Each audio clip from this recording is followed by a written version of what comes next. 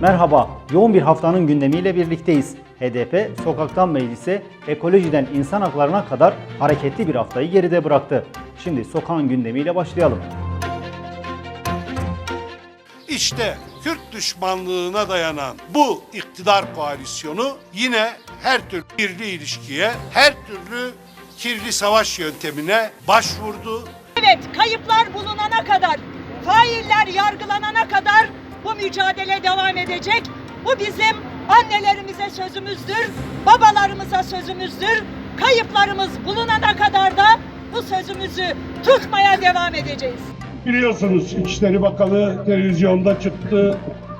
Kendisinin görev süresi boyunca hiç faili meçhul cinayet olmadığını, yargısız infaz gerçekleşmediğini söyledi.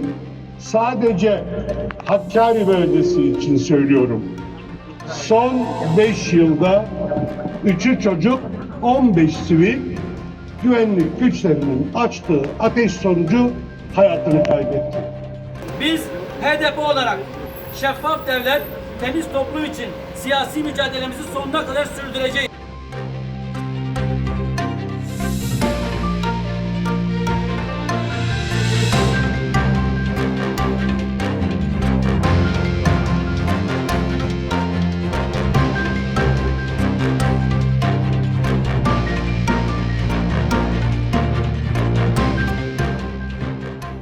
Hapishanelerde yüzlerce hasta tutsak ölüme terk edilmiş durumda.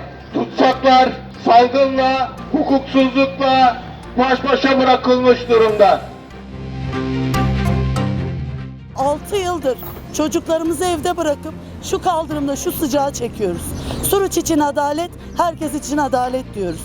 Sonuna kadar bedeli ne olursa olsun vazgeçmeyeceğiz sözümüzü söylemekten. 14 Haziran'da yine buradayız. Yine müvekkillerimizle, sevgili ailelerle buradayız. Analarımızla, babalarımızla, amcalarımızla, kardeşlerimizle buradayız.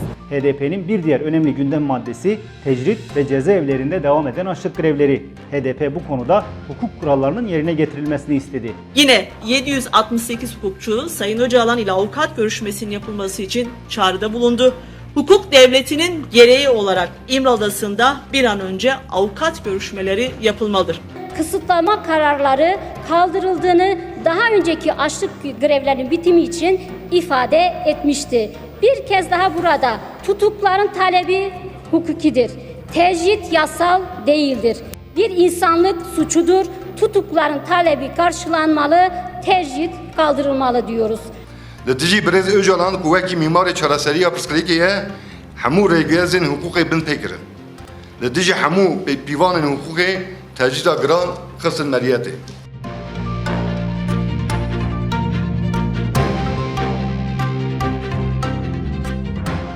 Meclisin gündeminde de açığa çıkan siyaset, mafya ve medya ilişkileriyle HSK seçimleri vardı. Bu iktidar Susurluk mimarisine yeni tuğlalar ekleyen bir yönetim olarak tarihe geçmiştir.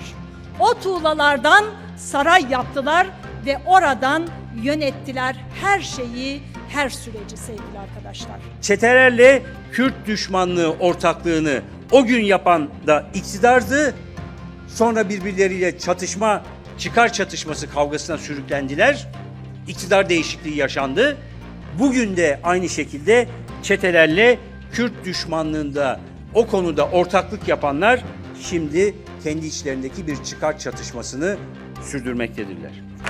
Hakimler ve savcılar kurulu 18 ila 20. maddelere göre hakimler ve savcılar kurulunda boşanacak. Hukuk insan öldürmez, hukuk yaşatır. 83 yaşındaki Mehmet Emin Özkan'ın cezaevinde kalmasıyla devlet mi kurtuluyor? Toplumun belli bir kesimi zenginleşirken geniş toplum kesimleri yoksullaşıyorlar değerli arkadaşlar.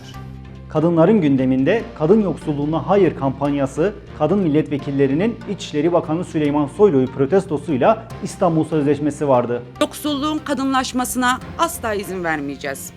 Mevsimlik tarım işçisi kadınların yaşam koşullarının iyileştirilmesi, kendi evlerinde, yurtlarında, topraklarında istihdam alanların yaratılması için hep birlikte mücadele etmeye devam edeceğiz.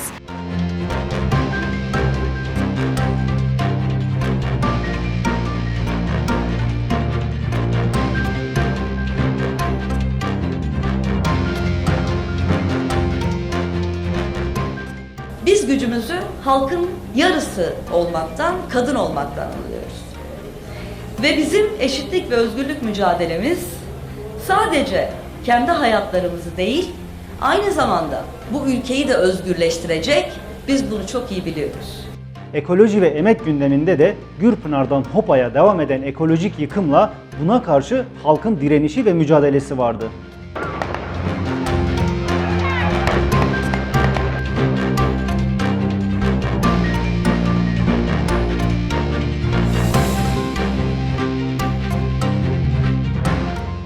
Toplumsal refah ortamı sağlanmadığı sürece üreticinin de bu tür olumsuzluklarla karşı karşıya kalması ve emeğinin zayi olması gibi bir durum söz konusu.